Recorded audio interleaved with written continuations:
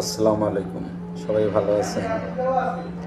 আসলে মৃত্যু শব্দটা ছোট্ট, কিন্তু বিচ্ছিন্নতা বিশাল। অ্যাকচুয়ালি মানুষ পৃথিবীতে আসছে,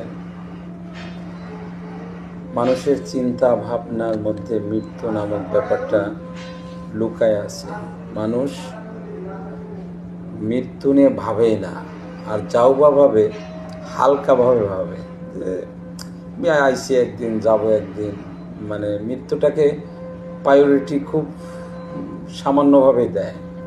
কিন্তু অ্যাকচুয়ালি যখন মৃত্যু হাজির হয়ে যায়, তখন তার অবস্থাটা কেমন সেটা যে মারা যায় সেই বোঝে যে মৃত্যু কাহাকে বলে, কিন্তু অন্য কেউ বুঝবে না। অনেকে বলে মারা যাব, কি হবে, কি মৃত্যু মানে কোনো গুরুত্ব নাই। কিন্তু বোঝা যায় যে একজন ফাঁসির ব্যক্তিকে যদি বলা হয় কাল তার ফাঁসি, তার অবস্থাটা আর একজনের সামথিং কথা মৃত্যু আজ আছে কালে এক না। সে যাকে ফাঁসি দেওয়া হবে সে ভাবতেছে কালকের পর থেকে আমি আর এই পৃথিবীতে থাকবো না। তার চিন্তা, মন মানসিকতা আর একজন নর্মাল সাধারণ মন মানসিকতা এক না। আসলে মৃত্যুটা এমন একটা ব্যাপার, চিন্তার বিষয়। আসলে মৃত্যু যন্ত্রণাটা কেমন, কেমন মৃত্যু হবে, এইটা মানে মৃত্যুটার স্বাদ ভোগ করার জন্য ইদ্রিস আলাইহিস সালাম আজরাইল আসসালামের খুব তার উপর দোয়া করতেন। খুব বন্ধুত্ব করলো আজরাইল আসসালাম, এবং বন্ধুত্ব হলো, বলার পর বললো, বন্ধু তুমি মৃত্যুটা কেমনভাবে জান কবজ করো। তো ইদ্রিস আলাইহিস সালাম আল্লাহর কাছে ফরিয়াদ করলো, আল্লাহ আমি একটু মৃত্যুর স্বাদ বুঝতে চাই। তাহলে ঠিক আছে, বোঝো। আর বললো যে ঠিক আছে, আজরাইলকে বলল আমার জান কবজ করো।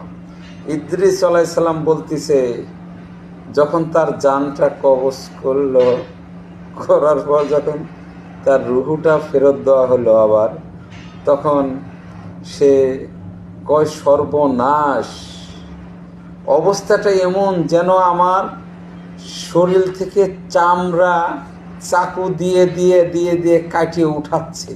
এই অবস্থা, আমার অবস্থাটা এরকম, এত কষ্ট যেটা বোঝাতে পারবে না। ইদ্রিস আলাইহিস সালাম মৃত্যুর, তার একবার মৃত্যু হয়ে গেল, রুহু ফেরত পাইছে।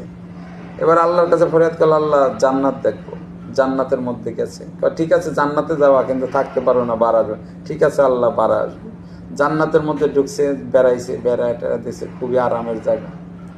সে চালাকি করে কি করছে, একটা জুতা থুয়ে আসছে। যে এই জান্নাত থেকে বাড়াইছে, আল্লাহ বলছিল যে আল্লাহ আমি জান্নাতে থাকবো না, আমি জান্নাত থেকে বাড়াবো। পরে আবার দৌড় দিয়ে জান্নাতে ঢুকছে। জিব্রাইল আমি তো জুতা থুয়ে আসছি। দৌড় দিয়ে জান্নাতের মধ্যে প্রবেশ করছে, করে যে আমার জুতাটা নিয়ে আসি। ঢুকছে, আল্লাহর কাছে বল, আল্লাহ আমি আর জান্নাত থেকে বাহির হব না, আমি ওয়াদা করছিলাম, আমি ওয়াদা রাখছি, আমি আর জান্নাত থেকে বাহির হব না। আর মৃত্যু ছাড়া তো জান্নাত পাবে না, আমার তো একবার মৃত্যু হয়েছে। বললে, ইদ্রিস তুমি জান্নাতের মধ্যে থাকবা, কিন্তু জান্নাতের দরজা রূপ খুঁজে পাওয়া না।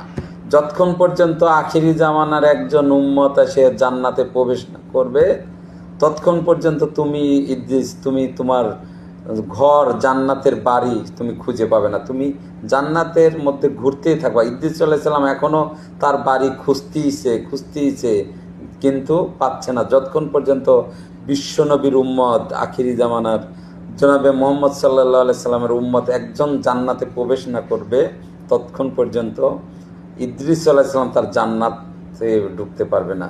তাহলে বিশ্বনবীর উম্মত কত দামি, যে একটা নবী চান্স পাচ্ছে না যতক্ষণ পর্যন্ত আমাদের এই নবী, বিশ্বনবীর উম্মত, আমরা যারা রাসূলের উম্মত, যারা ইমানদার, হক্কানি ওলি, আল্লাহ ওয়ালা ইমানদার, যতক্ষণ জান্নাতে প্রবেশ না করবে, তৎক্ষণ ইদ্রিস আলাইহিস সালাম জান্নাতে প্রবেশ করতে পারবে না। সমস্ত প্রশংসা আল্লাহ পাকে যে আমরা রাসূল পাক সাল্লাল্লাহু আলাইহি ওয়াসাল্লাম উম্মত হতে পারছি। সবাই ভালো থাকবেন। খোদা হাফেজ।